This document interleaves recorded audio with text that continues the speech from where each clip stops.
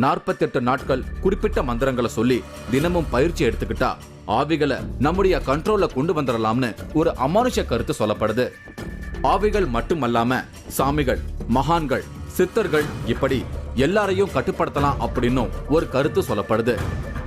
மந்திரங்களை சொல்லி நாம பயிற்சி எடுக்கும் போது இந்த பிரபஞ்ச ஆற்றலை கிரகிக்கிற சக்தி நமக்கு கிடைக்கும்னோ அதன் மூலமா நாம ஆவிகளை கட்டுப்படுத்த முடியும்னோ சலாவுதீன் சொல்றாரு. இப்ப ஆத்மாவெல்லாம் வசியப்படுத்தி சில விஷயங்கள் காரியத்தை சாதிக்க முடியும். அந்த மாதிரி எப்படி பண்றது? அது வசியப்படுத்துறேன்னா அதுக்கு உள்ள மந்திரங்கள் இருக்குங்க. சொல்லி அந்த மந்திரங்களை சொன்னா நம்ம 48 நாளுக்கே ஒரு பூஜை தியானத்துல இருந்தோம்னா எல்லா சக்தியும் அபரிவிதமான இந்த பிரபஞ்ச சக்தி நமக்கு இதாயிரும். அதன் மூலியமா நம்ம என்ன நினைக்கிறதெல்லாம் சாதிக்க முடியும்.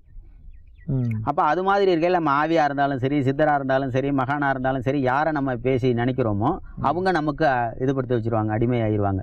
அதை தான் சித்து எடுக்கிறதுன்னு சொல்லுவாங்க. அப்போ அதன் மூலயமா நம்ம காரியங்களை எந்த காரியம் வேணாலும் செய்யலாம்.